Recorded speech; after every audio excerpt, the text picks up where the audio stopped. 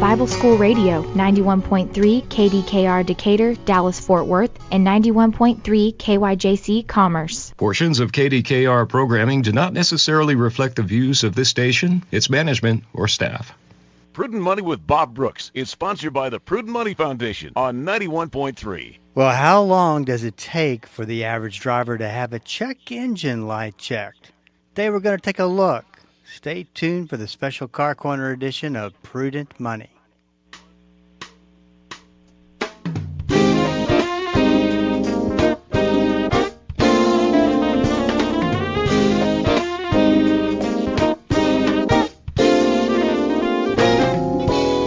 Good afternoon, this is Bob Brooks, and you are listening to the special Car Corner edition of Prudent Money.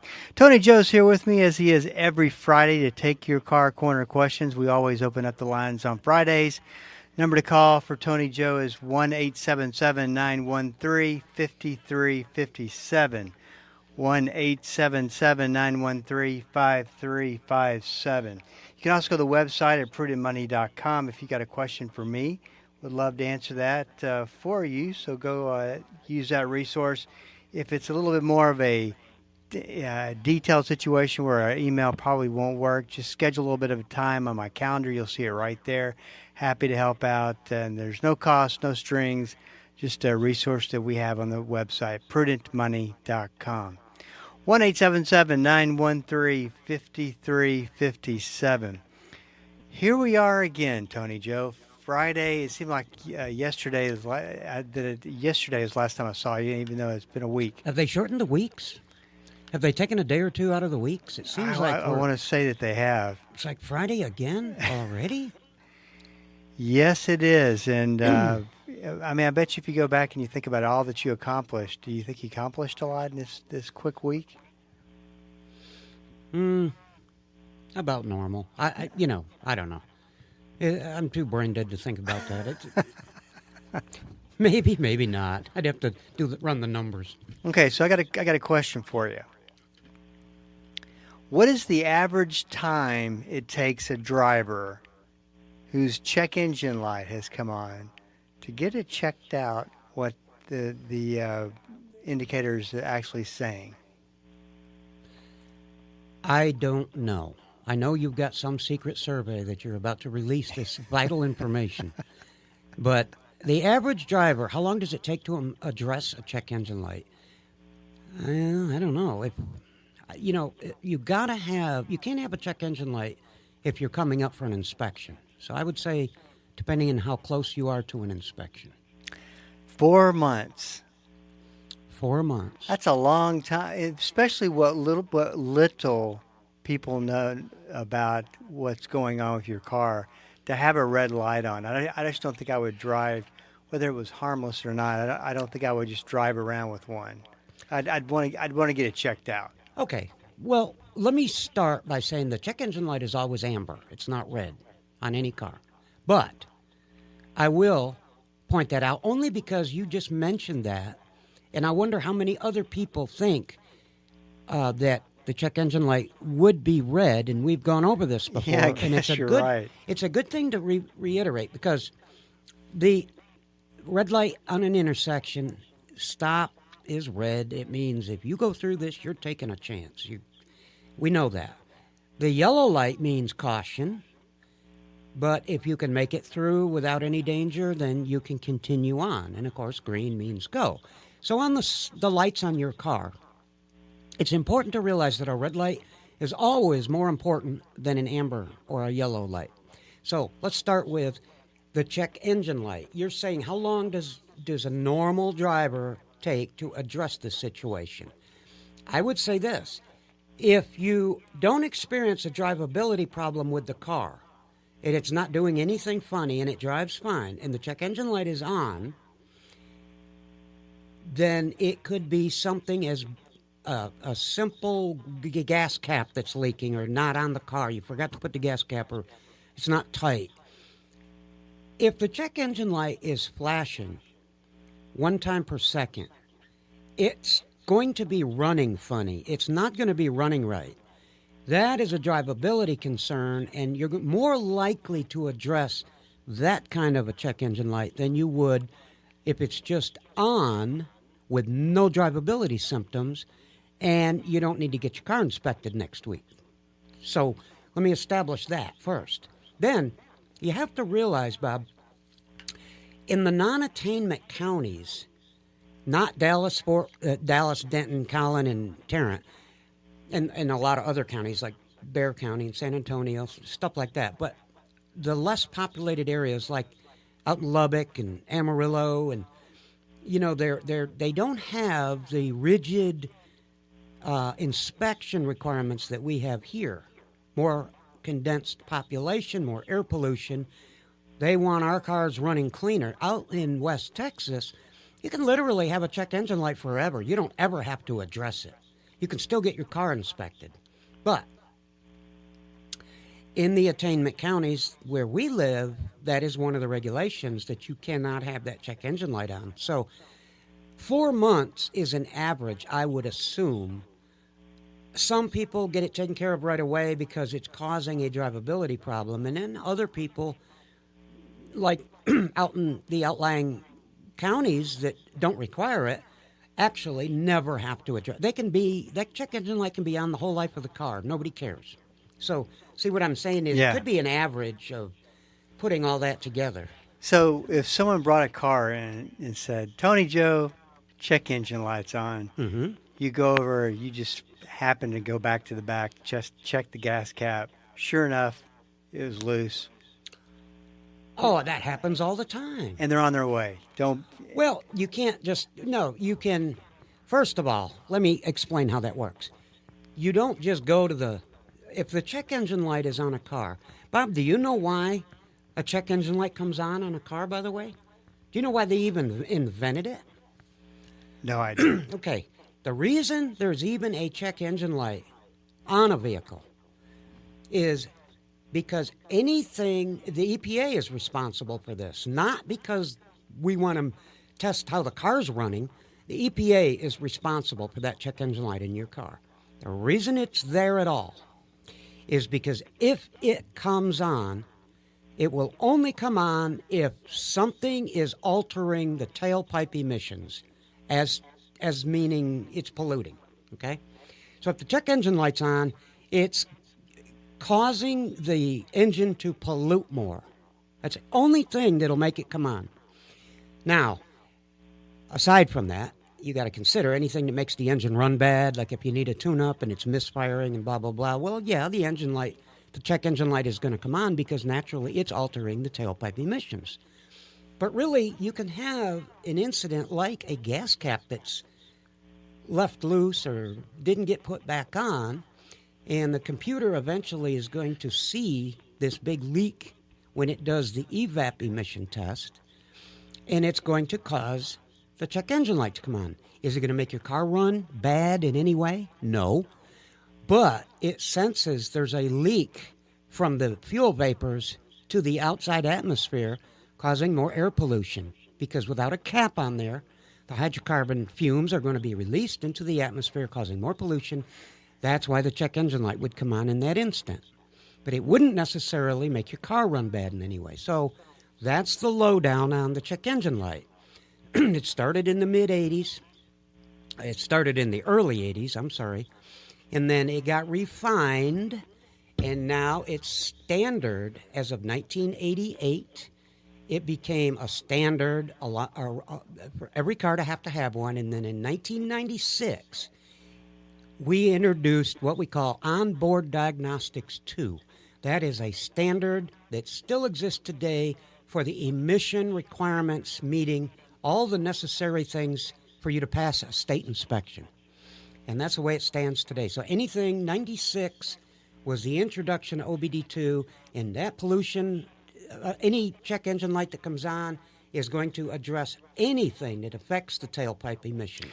One thing that I like to point out when you talk about the check engine light is that so many, and you see marketing by these major chains of garages, just bring the car in, we'll figure out why the check engine light's on and fix it, as if the check engine light is telling you what the problem is. And as you say, oftentimes that the check engine light is telling you this is a symptom of something that is a really problem, and you need to go get some investigation done. Correct. It does not tell you what's wrong with the vehicle.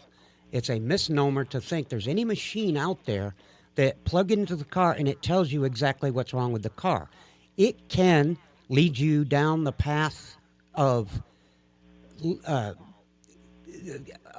guiding you to the root cause of the problem, certainly. But keep in mind, Bob, you can have a code, and if it's not read carefully, it will say, just throw out an example, throttle position sensor out of range. Or you can have a different code that'll say throttle position sensor circuit problem. Now, when you look at the difference between those two variables, you can really understand that TPS circuit problem, that could be anything. That could be the sensor, the wiring, the computer, the grounds. So when you say something like that, that, hey, plug in the computer and tell me what's wrong with my car, it's in most cases impossible. You can liken it to a doctor doing an EKG on your heart. He may put you on a treadmill, make you walk and do things, and monitoring your heart rate with a machine, and then when it's all over, he looks at the output, the evidence of what the machine has reported, and then he has to interpret at that point whether your heart is in need of further diagnosis or whether you're fine. You see, Bob, it's right. He uses his experience and judgment to determine whether your heart is good or not, and that's what a technician has to do in many, many, many instances. Hey, is this good or bad? It looks good to me. Let's move on. Let's keep searching for the problem. This is Bob Brooks, and you are listening to the Special Car Corner edition of Prudent Money. 1-877-913-5357. Do have a line open. We'd love to hear from you. If you got a question for me, go to the website at www.prudentmoney.com. This is Bob Brooks. We're up against a break. Stick around. I'll be right back.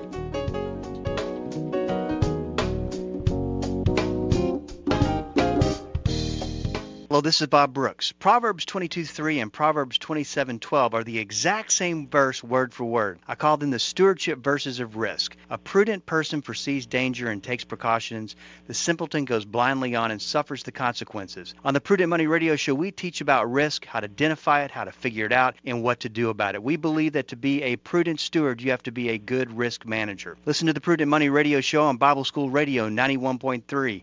Prudent Money, home of the modern-day steward movement. In 1 Corinthians, Paul reminds us to run the race of life to win the prize. Join me, Dr. Erwin Lutzer, for Running to Win. Be strengthened to finish your race with confidence. Weekday mornings at 8 o'clock here on KDKR. Hi, I'm Jill Taylor, inviting you to join me each Saturday morning at 11 o'clock for Choose Life Radio. You'll hear people from across America sharing their stories of faith, forgiveness, redemption, and restoration. Choose Life Radio will encourage you to fully appreciate the gift of life. You may also find help for you or a friend in need. So please join me Saturday mornings at 11 o'clock right here on Bible School Radio 91.3.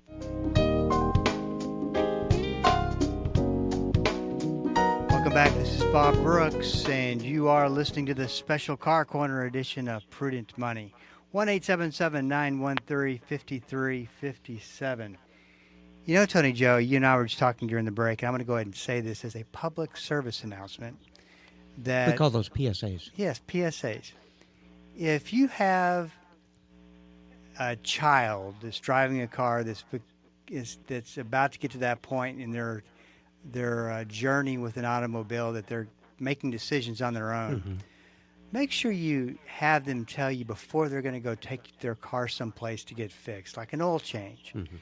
Because I just didn't realize that they could charge $140 for an oil change. Well, and he and I hadn't really had this conversation. And well, this will be an opportunity for you to sit down and talk with him and explain what to look for, what not to, what to ask for, and what to what kind of things to look for. Yeah, I say He's this. a young guy. He's independent. And he wants to be in. That's a good sign. He wants to be on his own now. That is a good sign. He does take immaculate care of his car. Mm-hmm. But I say that if you have a child, make sure that you're showing them these things, because it can. You know, that's not a light topic. We should take a minute, because I have noticed. Let me tell you my experience. Now, I was born and raised in a very different era than we live in today. So were you. The dinosaur. But my dad. No, I was talking about dirt. I took this vocation for only one reason, because I was around before they invented dirt. It wasn't a dirty thing to work on cars back when I was around. Now that dirt came along, it's kind of dirty. So anyway, I digress. Boy, So- did you. So my dad taught me a lot about cars.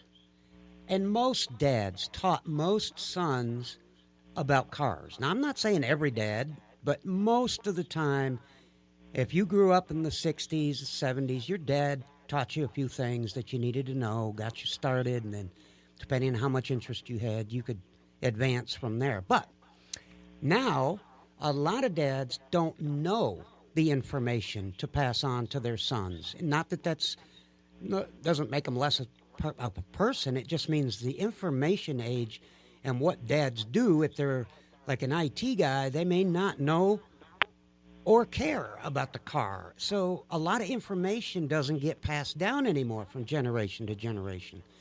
And that's too bad, because there's a lot of very simple things that a young guy or gal needs to know so that they don't expose themselves to cheating and being ripped off and so forth. So you can look a lot of stuff up online, true. And I get this argument all the time, but I have in my own arena, which is the only area that I can kind of judge as to good information or bad information, I see a lot of stuff that's not good. Okay, I do see some stuff that is good, information, knowledge, how to do something. There's some good on the YouTube, whatever the kids show me, the YouTube thing. But there's also some bad stuff on there. So now what do? You're going to have to kind of do a little bit of research, and it's not difficult. Any mechanic can pass along some pretty good information to young people in a short order. Now, if you had, say, mom and dad takes their car to somebody, and now you're driving, and your mom and dad said, take it to so-and-so because he works on our cars, you can always ask him things that you should know to be able to protect yourself against, being upsold, things that you don't need. How do you know if I need it? You need an air filter. It's dirty. Do you know what a dirty air filter looks like? How do you deal? My kids were different because I was a mechanic and I could explain all this to them. But I can't tell them anything about computers, so everybody has their own arena that they deal in, and mine is kind of hard to, I don't know what the word is, but if I didn't do cars, how would you get your kids, like your son, Bob, how is he going to learn these things? Fortunately, you know enough to know about a lot of it. But, the generation behind you isn't going to know much because the cars are so hard to keep up with now. The technicians have trouble keeping up with it. So it's going to be kind of a dilemma, and it's going to be hard to get to the truth, and it's going to be hard to figure out what to do and what not to do. That's why you kind of got to educate yourself in different areas just so that you don't get upsold a lot of things that you don't need. And it used to be a woman would go into a place and they would try to take advantage of her because she didn't know anything about a car. Now it's everybody. It doesn't have to be a woman. It can be a young guy. Chances are he's not going to know either. My sister knows more about the automobile than her husband. Yeah, I don't think this is a male or female thing at all. No, it's not anymore. That's what I'm trying to say. It's not. It's not at about all that anymore. Yeah, it's just completely taking advantage of. And again, my anybody. daughter knows more about a car than her husband. So it's. Well, let's talk a little bit about trends and what people are doing today because of high repair bills, higher insurance rates, and then loan rates. Everything is so much more expensive. Keeping their cars for a much longer period of time. This is a Wall Street Journal article talked about this guy has kept his Toyota Tacoma for 24 years, starting obviously in 2000, and says he never wants to get rid of that car. He wants to keep it forever. So in light of that, in this article, could a person say start at, gets out of college, starts in a career, and keep it till they're 65 or 70, maybe replace an engine along the way? I mean, how practical would that be? See, this is, okay, I get what you're trying to ask me, and this is the crux of the question. It always has been this way. You want to buy a car, and you want to keep it until drive the wheels off it. Okay, you can do that, Bob. Yes, you can keep one car your whole life if you choose. However, there will come a point in the life expectancy of that car that you may question whether it's economically feasible to keep repairing it. Because don't forget, any car can be fixed. No matter what happens to it, you can always sink enough money into it to fix it and drive it. Question is, how much money are you going to sink into this thing as time goes on? The human instinct is you could do this in an experiment if you wanted to. Yeah, I'm telling you, you could buy one car and keep it forever. What do you think from a speculative speculation? What do you think who would win? The person who bought a car every, 4 or 5 years versus the guy that kept the car, single car, and got it repaired over and over and over and over again? Yeah, in most cases, the guy that bought the car 4 or 5 years is going to win. Financially, he'll come out ahead. The person that wants to try to keep this car going forever and ever will come to a point where you're investing so much money into the car, especially with all the bells and whistles we have today. Your air conditioning computer can go out and you don't have AC. It has nothing to do with the real AC system, but that can cost you $1,200, $1,300. And, there will come a point, some vehicles have 30 computers on them. Yeah, and I think you and I were talking about this earlier, that the reality is the cars today, if you decide, if you listen to this, go, I'm going to go buy a car and I'm going to hang on to it for 40 years, is going to be a way more expensive and a little bit of a unknown as to how all those computer parts and systems do work for how long. Right, and we label that high tech. And I just thought of something real quick. I don't know how much time we have, but you buy a TV set now, Bob. Okay. Right. You buy a flat screen TV, 80 inches. Wow. I don't know if that's big or not, but it sounds big. Anyway, 80-inch TV. You buy it for. You still have that black and white. 300. I've still got that 13-inch black and white portable. But you buy a TV, and it's going to cost more to fix than it's worth. Throw it away. Get another one. That's today's mentality. And it would probably economically be more prudent to throw the TV away than to have it repaired. Okay, so the age of high tech is here. It's been here for a long time, and it's this way with automobiles as well. So there comes a point where it's not going to be worth fixing. It's not going to be worth investing the money into that car anymore, because that money could be so well spent on maybe buying a new car and throwing the difference into your 401k, something like that. I'm just throwing things out there, Bob. Well, and can you imagine buying an electric vehicle in today's technology and wondering how long that lasts, especially with the major costs that you will incur. And the other thing too, that question I would have, let's say that you got to a point where you had to replace a battery, they don't make that battery anymore, and now they got to retrofit the entire car. I guess that's a possibility.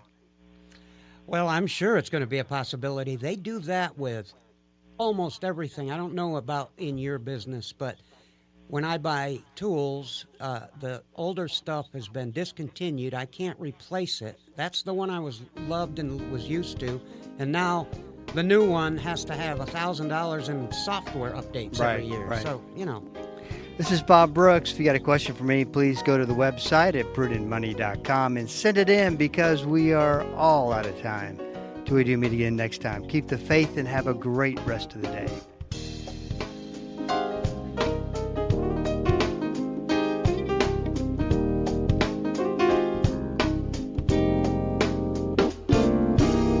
That's all the time we have for today.